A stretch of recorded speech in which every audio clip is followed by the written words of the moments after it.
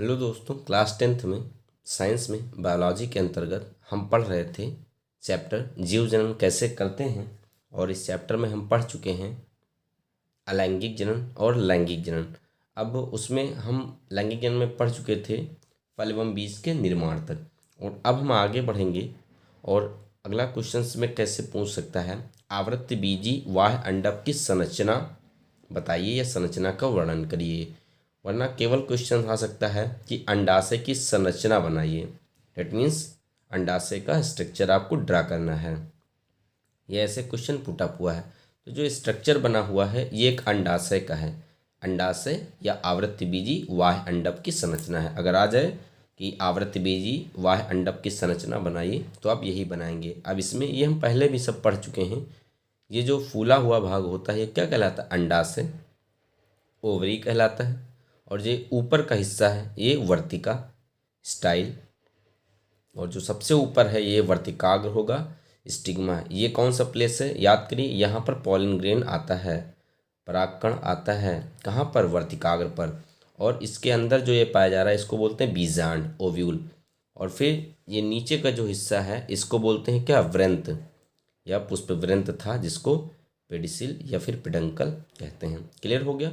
तो एक अंडक में कौन कौन सी चीज़ें होती हैं? वर्तिकाग्र, वर्तिका, अंडाशय, बीजांड और ये हो जाएगा व्रंत, जिसको पेडिसिल या फिर पिडंकल कहते हैं। अब वही चीज़ हम इसमें लिख भी सकते हैं कि यह अंडक का सबसे आवश्यक अंग है। इसके अंदर बीजांड पाया जाता है। ये देखिएगा, ये बीजांड हो गया, इसके अंदर बीजांड पाया जाता है। निषेचन के पश्चात बीजांड किसमें? बीज में, तथा अंडाशय फल में परिवर्तित हो जाता है। अगर ये छोटा लगे थोड़ा बड़ा लिखना तो लिख सकते हो कि यह अंडक का सबसे आवश्यक अंग होता है। इसमें क्या होता है? ऊपर की तरफ वर्तिकाग्र, बीच में एक नली जिसको वर्तिका कहते हैं, और फूले हुए भाग को अंडाशय कहते हैं। इसके अंदर पाया जाता है बीजांड और नीचे का हिस्सा कहलाता है व्रंत। यह अंडक का सबसे आवश्यक अंग है। इसके अंदर बीजांड पाया जाता है। निषेचन के पश्चात बीजांड बीज में और अंडाशय फल में परिवर्तित हो जाता है। ये हम पहले भी पढ़ चुके हैं, पुष्प में निषेचन के पश्चात होने वाले परिवर्तन। तो आप ये चित्र इसको ड्रा कर लेंगे और ये लिख लेंगे। अब हम आगे बढ़ते हैं। पुनरुद्भवन क्या है? पुनरुद्भवन या फिर रीजनरेशन, तो ये क्या है कि किसी जीवधारी के कटे हुए भाग से नए जीवधारी की उत्पत्ति को पुनरुद्भवन कहते हैं। डेट मीन्स अगर कोई जीवधारी है, उसका कोई भी पार्ट बॉडी का इंजर्ड हो जाए या कट जाए किसी भी तरीके से, और उस कटे हुए पार्ट से एक नए जीवधारी का जन्म हो जाए, तो ये कहलाता है रीजनरेशन या फिर पुनरुद्भवन कहलाता है। जैसे हाइड्रा, प्लेनेरिया और तारा मछली। दोस्तों, जो सबसे ज़्यादा रीजनरेशन पावर पाई जाती है वो प्लेनेरिया में पाई जाती है। किसमें? प्लेनेरिया में पाई जाती है। अब इसको हम डायग्राम के द्वारा भी समझ सकते हैं। आप ये चित्र देख सकते हैं। ये जो चित्र है ये प्लेनेरिया का है। इसको 3 पार्ट में कट कर दिया गया और इसके हर पार्ट से एक नए प्लेनेरिया का निर्माण हो जा रहा है। ऐसे करके ये आगे भी ऐसे ये पार्ट कट हुआ और इससे एक नए प्लेनेरिया का निर्माण हो गया। तो ये क्या है? रीजनरेशन है या फिर पुनरुद्भवन है। तो पुनरुद्भवन क्या है? किसी जीवधारी के कटे हुए भाग से नए जीवधारी की उत्पत्ति को पुनरुद्भवन कहते हैं। जैसे हाइड्रा, प्लेनेरिया और तारा मछली में पुनरुद्भवन पाया जाता है। अब क्वेश्चंस क्या आएगा? सबसे मोस्ट इम्पोर्टेंट है। यूपी बोर्ड में क्लास 10th में अब तक 2020 तक ये 10 बार पूछा जा चुका है। आप अनसॉल्व में इसको चेक कर सकते हैं। ये लगातार आया है कि परिवार नियोजन किसे कहते हैं? मानव जनसंख्या वृद्धि को रोकने के उपायों का उल्लेख। वही चीज़ है, चाहे मानव जनसंख्या वृद्धि को रोकने के उपाय बताइए या इस जनसंख्या वृद्धि को रोकने के ही उपाय में आता है क्या? परिवार नियोजन। दूसरा आ सकता है परिवार नियोजन की 2 स्थायी विधियां बताइए, अस्थायी विधियां बताइए। कैसे भी क्वेश्चन आता है तो हम देखते हैं कैसे क्या करना है। तो परिवार नियोजन क्या है? फैमिली प्लानिंग बोलते हैं परिवार नियोजन को। तो लिखा है कि परिवार कल्याण हेतु बच्चों की संख्या सीमित कर परिवार को नियोजित करने की जो प्रक्रिया है उसी को क्या बोलते हैं? परिवार नियोजन या फैमिली प्लानिंग कहते हैं। तो क्या कह सकते हैं? परिवार कल्याण हेतु बच्चों की संख्या सीमित कर परिवार को नियंत्रित करने की प्रक्रिया परिवार नियोजन कहलाती है। इसे परिवार नियोजन कहते हैं। दैट मीन्स अगर परिवार का कल्याण करना है तो बच्चों की संख्या सीमित होनी चाहिए, तभी हम उनको सारे संसाधन और साधन उपलब्ध करा सकते हैं। अथवा उनको हम असमर्थ रहेंगे इतने सारे साधन और संसाधन, उनकी सुविधाएं उपलब्ध कराने में। तो वही बोला गया कि परिवार कल्याण हेतु बच्चों की संख्या सीमित कर परिवार को नियोजित करने की, प्लान्ड फैमिली बनाने की जो प्रक्रिया है, यही परिवार नियोजन या फैमिली प्लानिंग कहलाती है। बढ़ती हुई जनसंख्या को नियंत्रित करने की बहुत सी विधियां हैं। इट मीन्स बहुत से मेथड हैं जिसके द्वारा हम पॉपुलेशन को कंट्रोल कर सकते हैं, ठीक। लेकिन उनमें से जो परिवार नियोजन है वह एक महत्वपूर्ण विधि है। परिवार नियोजन की विधियां निम्नलिखित हैं। इट मीन्स परिवार नियोजन की बहुत सी विधियां हैं। हम देखते हैं कि कौन सी विधि पहले पढ़ी जाएगी।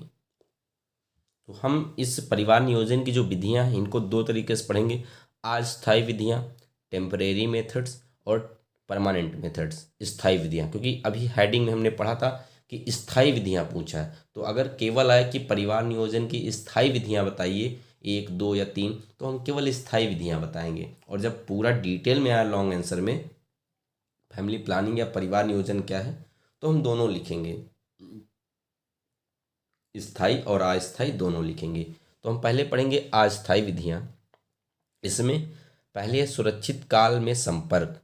सुरक्षित काल में संपर्क क्या है, यानी जब हम लैंगिक संपर्क करते हैं तो उसका एक समय सुरक्षित वाला होना चाहिए। जैसे कैसे, तो महिलाओं में जो पीरियड्स आते हैं, मेंस्ट्रुअल साइकिल जो होती है, जो मासिक धर्म जिसे बोलते हैं, तो मासिक धर्म से 1 सप्ताह पूर्व व 1 सप्ताह बाद का जो समय है वो सुरक्षित काल माना जाता है।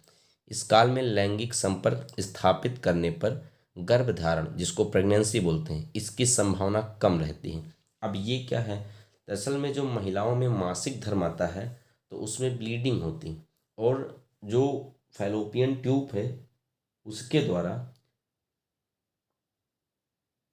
जो ओव्यूल है वो आता है एक एम्पुलरी इस्थमस जंक्शन पर, जहाँ पर निषेचन होता है। डेट मीन्स जहाँ से स्पर्म आकर के मिलता है, किससे, ओवम से, अंडाओं से। तो जब मेंस्ट्रुअल साइकिल होती है तो जो ओवरी होती, अंडाशय, वहाँ से एक अंडा निकलता है, तो वो आता है उस जंक्शन पर फैलोपियन ट्यूब में जहाँ पर स्पर्म मिलता है। इससे निषेचन हो जाएगा, तो फिर फर्टिलाइजेशन होने के बाद में जाइगोट बन जाएगा। इट मीन्स इससे प्रेगनेंसी की जो संभावना है वो बढ़ जाती हैं। तो अगर जब मेंस्ट्रुअल साइकिल आता है तो उसके 1 हफ्ता पहले से और 1 हफ्ता बाद तक अगर लैंगिक संपर्क ना किया जाए तो फिर इससे क्या होता है, जो प्रेगनेंसी है, जो गर्भधारण की संभावनाएं हैं वो क्या हो जाएंगी, कम हो जाएंगी। लेकिन यह विधि अधिक विश्वसनीय नहीं है, क्योंकि 1 से 2 दिन या 3 दिन तक जो मेंस्ट्रुअल साइकिल है वो आगे और पीछे होती रहती है, इसीलिए यह इतनी सुरक्षित विधि नहीं है। तो हम क्या कह सकते हैं कि मासिक धर्म से 1 सप्ताह पूर्व व 1 सप्ताह बाद का समय सुरक्षित काल माना जाता है। इस काल में लैंगिक संपर्क स्थापित करने पर गर्भधारण की जो संभावना है वह कम रहती है, परंतु यह अधिक विश्वसनीय विधि नहीं है। अब दूसरी जो विधि है वो क्या है, गर्भ निरोधक गोलियां, जो कंट्रासेप्टिव पाइल्स होती हैं उनके बारे में। तो आजकल ऐसी गोलियां उपलब्ध हैं जिनके सेवन से गर्भधारण की जो संभावनाएं हैं वो समाप्त हो जाती हैं। इनका भी उपयोग करके हम जो है परिवार को नियोजित कर सकते हैं। तीसरा है गर्भ समापन, जिसको एबॉर्शन बोलते हैं, या फिर medical termination of pregnancy, shortcut में इसको एमटीपी बोलते हैं। गर्भधारण जिसमें मतलब जो भ्रूण होता है, जो बच्चा होता है पेट में, गर्भ में, उसको जो है समाप्त कर दिया जाता है। तो गर्भधारण करने के बाद भी अगर कोई महिला प्रेग्नेंट हो गई है, इसके बाद भी एक सीमित काल के भीतर किसी कुशल व विशेषज्ञ डॉक्टर के द्वारा गर्भ समापन कराया जा सकता है। डेट मीन्स एक कोई अच्छा जो डॉक्टर है उसके संपर्क के द्वारा हम ऑपरेशन के द्वारा या फिर एबॉर्शन करा सकते हैं, जिससे जो गर्भ है वो समाप्त किया जा सकता है। ये हो गई अस्थायी विधियां, जिनमें हमने पढ़ा है क्या, सुरक्षित काल में संपर्क, गर्भ निरोधक गोलियां और गर्भ समापन।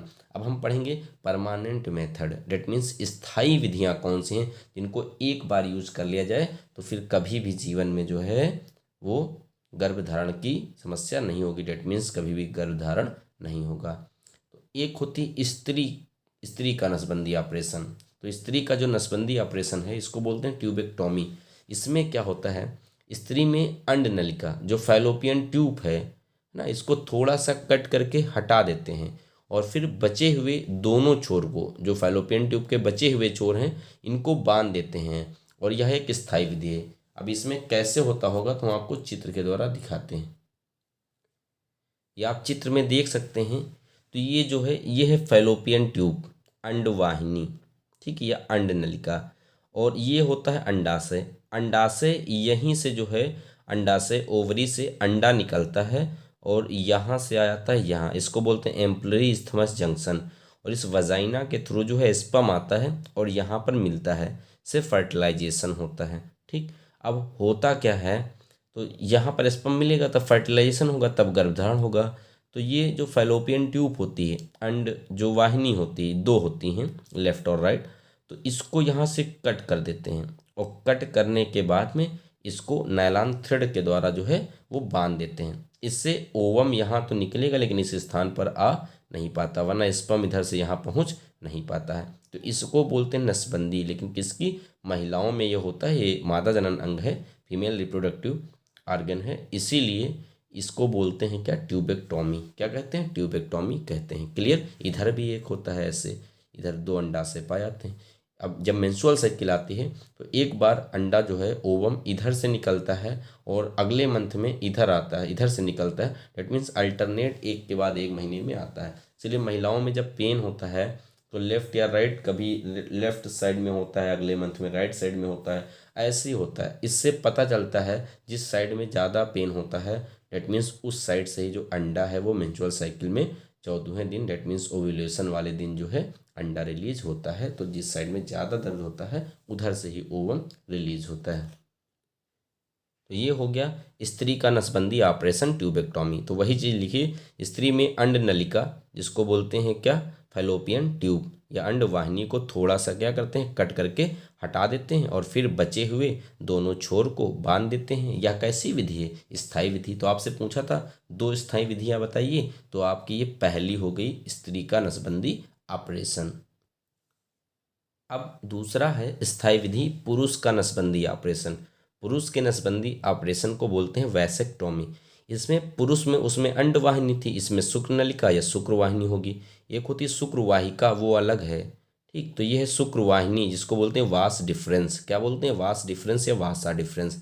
तो पुरुष में शुक्र नलिका जिसको शुक्रवाहिनी बोलते हैं, इंग्लिश में वास डिफरेंस बोलते हैं, इसको थोड़ा सा कट कर या काट कर हटा देते हैं और फिर शुक्र नलिका के कटे हुए दोनों छोर को कसकर बांध देते हैं उसी नायलॉन थ्रेड या नायलॉन धागे के द्वारा। फिर शुक्र नलिका के ऑपरेशन से गर्भधारण की समस्या स्थायी रूप से क्या हो जाएगी, दूर हो जाती है। क्यों, क्योंकि स्पर्म जो है वहाँ पहुँचेगा ही नहीं, निकलेगा ही नहीं, वहाँ पहुँचेगा ही नहीं। कहाँ पर, उस फैलोपियन ट्यूब में, तो कभी भी फर्टिलाइजेशन नहीं होगा। अब हम इसको भी चित्र से समझ सकते हैं। ये चित्र है, ये शुक्र नलिका है, इसको बोलते हैं वास डिफरेंस। ठीक, और एक होता है वास डिफरेंस, तो ये वास डिफरेंस है जिसको बोलते हैं शुक्र वाहिनी। और एक होता है शुक्र वाहिका, उसको बोलते हैं वासा फ्रेंसिया, वो अलग है। तो ये शुक्र वाहिनी है, शुक्र नलिका है। तो जब स्पर्म निकलता है इस टेस्टिस से, यहाँ पर आता है, तो यहाँ से निकल करके इस पेनिस के द्वारा जो है बाहर निकलता है और वो पहुँच जाता है कहाँ पर, वो पहुँच जाता है मादा जनन अंग। जब सेक्सुअल कपुलेशन होता है, डेट मीन्स जब लैंगिक संपर्क होता है, तब वो वजाइना के थ्रू, योनि के द्वारा पहुँच जाता है फैलोपियन ट्यूब में। अब करते क्या है इसमें, वैसेक्टोमी में इस शुक्र नलिका को काट देते हैं और कट करके नायलॉन थ्रेड से क्या कर देते हैं, बांध देते हैं। इससे स्पर्म रिलीज नहीं हो पाएगा। अब रिलीज यहाँ से मुक्त नहीं हो पाएगा तो फिर उस फैलोपियन ट्यूब में पहुँचेगा नहीं, फर्टिलाइजेशन की क्रिया नहीं होगी। जब निषेचन नहीं होगा तो जाइगोट या भ्रूण का निर्माण नहीं होगा। इस तरह से भी पॉपुलेशन को कंट्रोल कर सकते हैं, परिवार को नियोजित कर सकते हैं। यही लिखा है कि पुरुष में शुक्र नलिका या शुक्र वाहिनी को थोड़ा सा काट कर हटा देते हैं, फिर शुक्र नलिका के कटे हुए दोनों छोर को कसकर बांध देते हैं। शुक्र नलिका के ऑपरेशन से गर्भधारण की समस्या स्थायी रूप से दूर हो जाती है। तो ये मैंने आपको बताया है पहले टेम्परेरी मेथड, अस्थायी मेथड, जिसमें बताया था सुरक्षित संपर्क काल, और दूसरा गर्भ निरोधक गोलियां, और तीसरा जो मैंने उसमें आपको बताया था गर्भ समापन या एबॉर्शन, और स्थायी विधियों में बताया था महिला नारी का ऑपरेशन और नसबंदी ऑपरेशन, और स्थाई में दूसरा बताया था पुरुष का नसबंदी ऑपरेशन। अब अन्य विधियां कौन कौन सी हैं भाई साहब? अन्य विधियों में टीका, तो गर्भधारण को रोकने हेतु सीमित प्रभाव वाला टीका भी विकसित कर लिया गया है। विवाह योग्य आयु, तो लड़के के लिए 25 वर्ष तथा लड़की के लिए 21 वर्ष की आयु की जानी चाहिए।